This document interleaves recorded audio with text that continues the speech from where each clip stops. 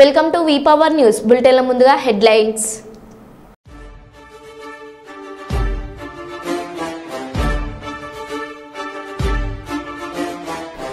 ఆంధ్రప్రదేశ్ తెలంగాణలోని వరద బాధితులను ఆదుకునేందుకు ముందుకొచ్చిన బాలీవుడ్ నటుడు సోనూ సూద్.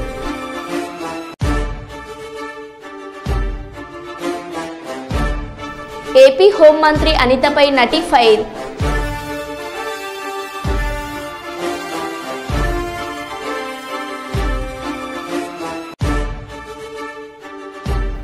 హైదరాబాద్ మల్లాపూర్ పారిశ్రామిక వాడలో భారీ అగ్ని ప్రమాదం.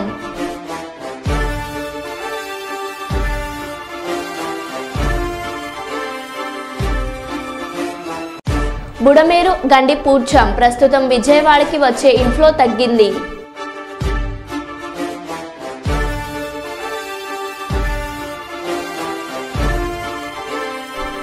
అక్రమ నిర్మాణాలపై కొనసాగుతున్న హైడ్రా దూకుడు, అధికారులకు మడుపులు ఇచ్చామంటున్న మహిళ.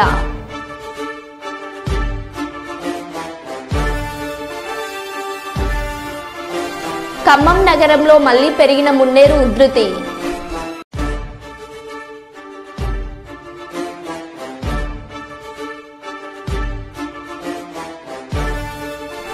బయ్యారం చెరువు తెగినట్టు వస్తున్న వదంతులను నమ్మకండి, ఎస్పీ సుధీర్ రామ్నాథ్ కేకన్.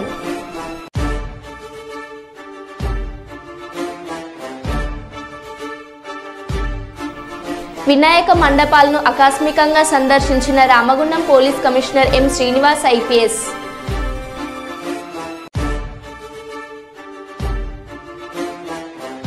ఇక వివరాల్లోకి వెళ్తే, విజయనగరం జిల్లా దత్తిరాజేరు మండలం గడసాము గ్రామంలో శనివారం సాయంత్రం నుంచి ఎడతెరిపి లేకుండా కురుస్తున్న వర్షాల కారణంగా రోడ్లు, చెరువులు, గట్లు తెగిపోయాయి. దీంతో పంట పొలాలు పూర్తిగా మునిగిపోయి వరి నాట్లు కొట్టుకుపోయాయని రైతులు ఆందోళన వ్యక్తం చేస్తున్నారు. ఇటీవల చేపట్టిన రోడ్డు నిర్మాణ పనుల్లో బ్రిడ్జి నిర్మాణం వెడల్పు తక్కువగా చేయడంతో నీరు రోడ్లపై నుంచి, గట్లపై నుంచి ప్రవహిస్తుందని అన్నారు. రోడ్డు నిర్మాణ పనులు సరిగా చేసి సమస్యను పరిష్కరించాలని రైతులకు కోరుతున్నారు. ఈ సమస్యని మధ్య మహేష్ మంత్రి కొండపల్లి శ్రీనివాసరావు దృష్టికి తీసుకెళ్తున్నామని తెలిపారు.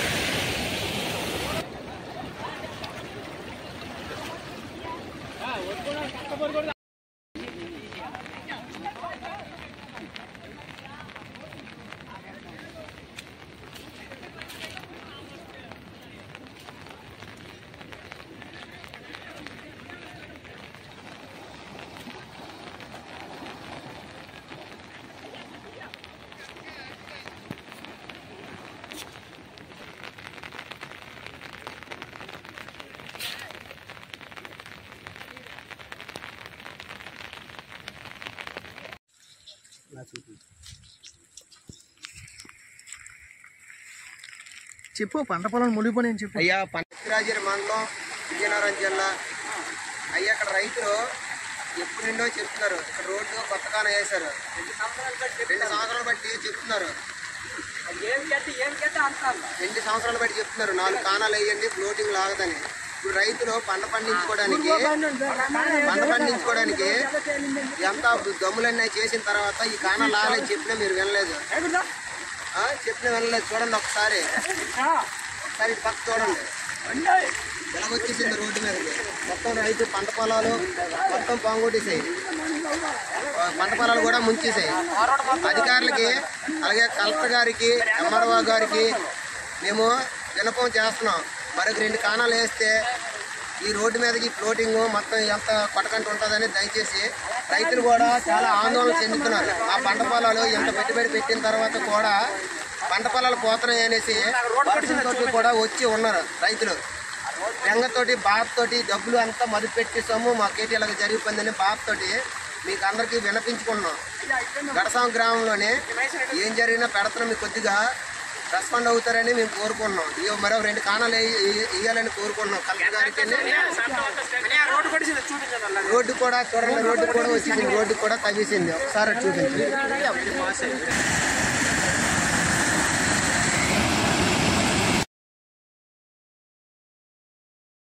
వైద్యుల నిర్లక్ష్యంతో బాలింత మృతి చెందిందని ఆరోపిస్తూ వేమ్లవాడ ఏరియా ఆసుపత్రి ఎదుట మృతురాలి బంధువుల ఆందోళన.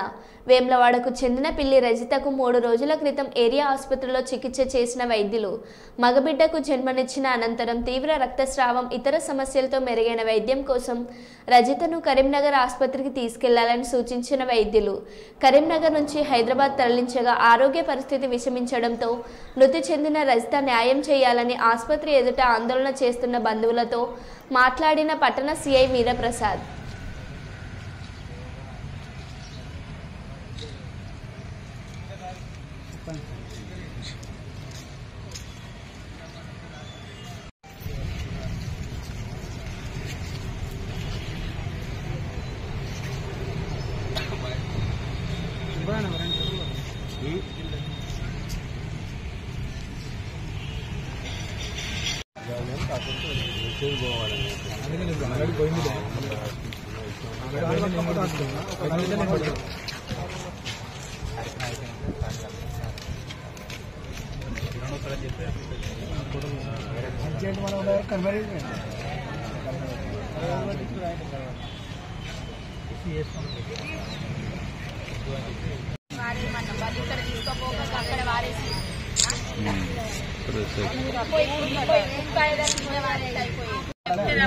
విద్య నాకు కావాలి, న్యాయం కొద్ది అని నేను మాట్లాడుతున్నాను. తారీఖు నాడు ఆమె ప్రెగ్నెంట్ తో ఉందని తీసుకొచ్చినాక ఏదైనా ఒకవేళ డాక్టర్లు అన్ని చూసి ఇది ఇళ్ల నుంచి అయితేనే పట్టాలి, లేకపోతే మన నుంచి కాదని వదిలిపెట్టాలి. సగం ఆపరేషన్ చేసి వేరే ఊరికి పంపలేదు సార్. నాకు అర్థం కాదు అసలు ఆ మనిషి ఒక ప్రాణం తీయడానికి అసలు వీళ్లే కారకులు నాకు తెలిసి. ఎందుకు ఇన్ని లక్షల జీతాలు తీసుకుంటారు? ఎవరి కోసం? ప్రజల కోసం కదా. అదంతా ఎవరి సొమ్ము? ప్రజల సొమ్ము కదా. అన్యాయంగా ఈ రోజు ఒక ప్రాణాన్ని కోల్పోయినా మేము. మా ప్రాణం మాకు అత్తదా? మా ఎత్తు పైస పోసినా మాకు రాదు. దయచేసి ఇప్పుడు ఒక పిల్లగాడైతే ఉన్నాడు, ఆ పిల్లగానికి ఏదైనా న్యాయం చేయాలి. ఇంకొక విషయం, ఇలాంటిది మళ్ళీ ఎప్పుడు ఇలా జరగకూడదు. ఎటువంటి వాళ్ళని పెద్ద పెద్దలు గవర్నమెంట్ హాస్పిటల్కి వస్తారు, ఎన్నో ఆపరేషన్లు జరిగినాయి, అవన్నీ మంచిగానే జరిగినాయి.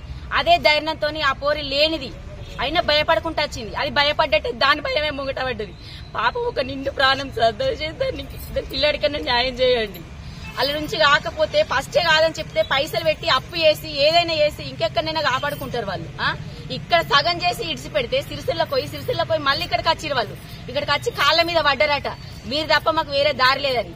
అయినా వీళ్ళు పట్టించుకోలేదు. మళ్ళీ కరీంనగర్ పంపిరు. కరీంనగర్ నుంచి మళ్ళీ హైదరాబాద్ పోయేసరికి అది ఉంటుందా సార్ పానం?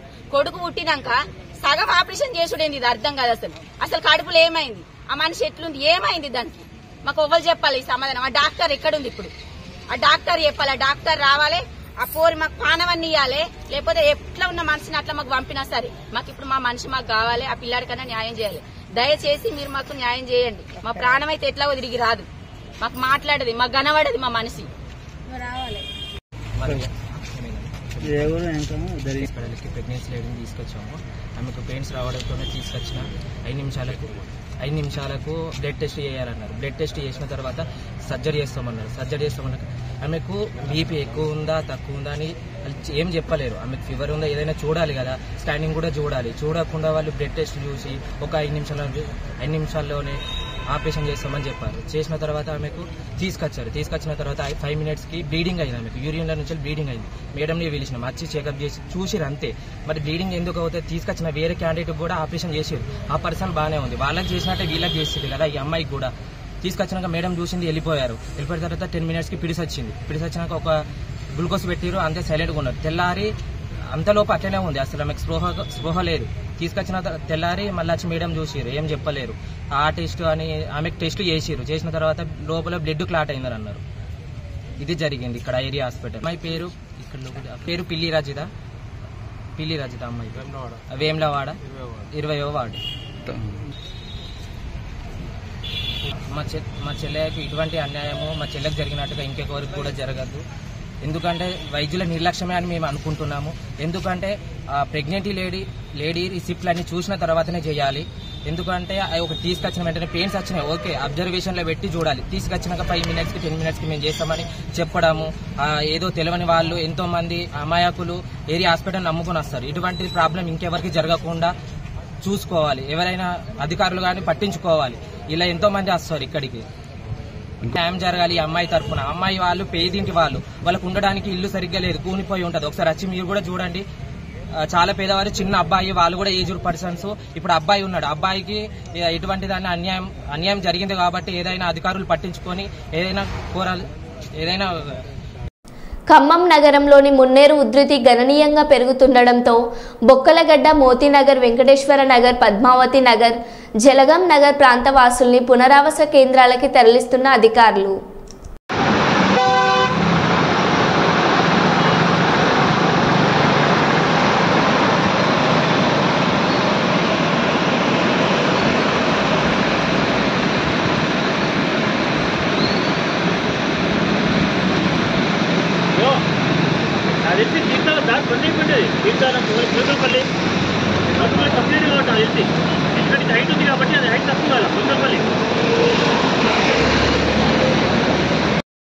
ఆంధ్రప్రదేశ్, తెలంగాణలోని వరద బాధితులను ఆదుకునేందుకు ముందుకొచ్చిన బాలీవుడ్ నటుడు సోనూ సూద్.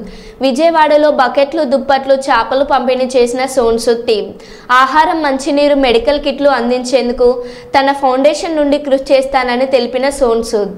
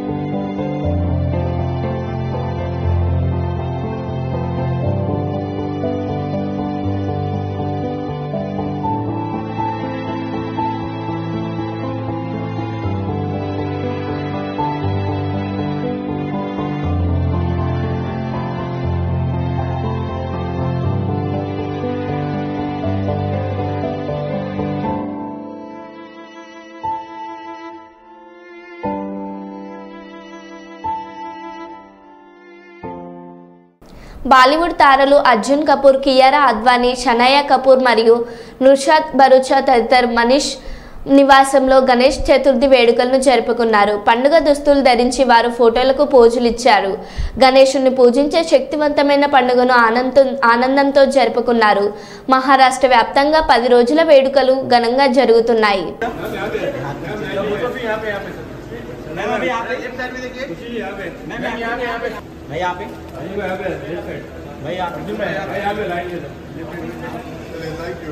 कियारा जी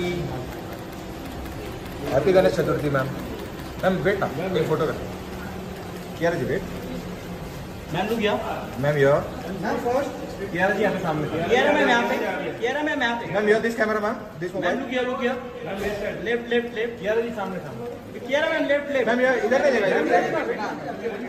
Kiara ma'am left left. Ma'am left. इधर नहीं देख रहा. मैम ये मोबाइल नहीं देख रहा. मैम ये. Thank you. Nice look. भाई फोटो कर दो. अर्जुन भाई. भाई यहाँ पे. भाई अर्जुन भाई यहाँ पे लाइन दे दो. थैंक यू भाई. Thank you.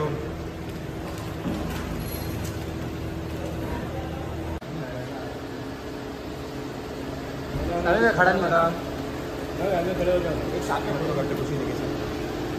आइए खुशी जी. खुशी जी एक साथ में फोटो. ऊपर ऊपर एक स्टेप ऊपर.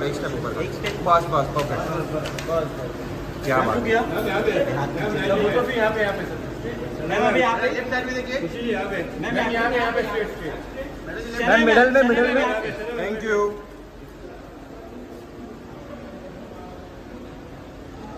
आइए madam. Happy Ganesh Chaturthi ma'am. आइए मैम इधर ऊपर. बस मैम लुक हियर. मैम यहाँ पे सामने. Ma'am here. Ma'am here. इसका जी हियर. मैम यहाँ पे मैम यहाँ सामने मैम यहाँ पे थैंक यू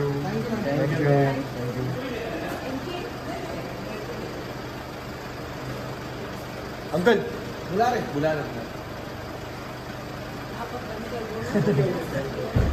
बंद कर। मैम तबीयत कैसी है अभी आपकी? ठीक है ना? मैम रुकिए। मैम रुकिए।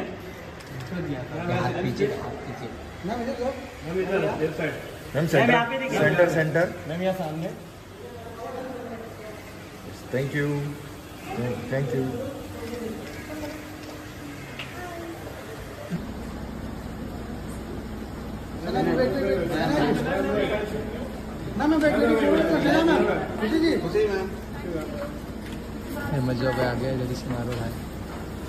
హైదరాబాద్ నాచారం పోలీస్ స్టేషన్ పరిధిలోని మల్లాపూర్ పారిశ్రామిక వాడలో శనివారం సాయంత్రం భారీ అగ్ని ప్రమాదం చోటు చేసుకుంది. రామ్సన్ పెయింట్ పరిశ్రమలో మంటలు చెలరేగి ఈ ప్రమాదం సంభవించింది. సమాచారం అందుకున్న అగ్నిమాపక సిబ్బంది ఘటన స్థలానికి చేరుకుని 5 ఫైర్ ఇంజన్లతో మంటలను అదుపులోకి తెస్తున్నారు.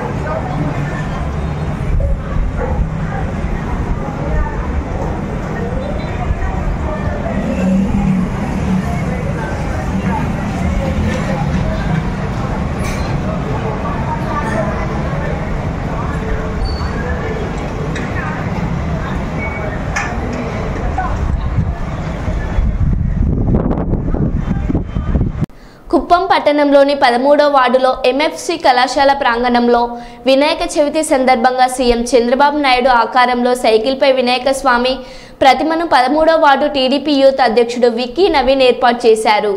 ఈ సందర్భంగా స్వామివారిని వివిధ పుష్పాలతో అలంకరించి ప్రత్యేక పూజలు నిర్వహించారు. వినాయక స్వామివారిని యూనిట్ ఇన్ఛార్జ్ సత్యేంద్ర శేఖర్, 11వ ward councillor Kasturi Velu, Birdanapalli sarpanch JK Santosh, Chekkunattam Mani దంపతులు దర్శించుకున్నారు. అనంతరం వారు మాట్లాడుతూ ప్రజలందరికీ ఆయన వినాయక చవితి శుభాకాంక్షలు తెలిపారు. వినాయక స్వామి ఆశీస్సులతో ప్రజలందరూ సుఖ సంతోషాలతో ఉండాలని వారు ఆకాంక్షించారు. రాష్ట్ర అభివృద్ధి సీఎం చంద్రబాబుతోనే సాధ్యమని తెలిపారు. ఈ కార్యక్రమంలో వాసు మరియు తదితరులు పాల్గొన్నారు.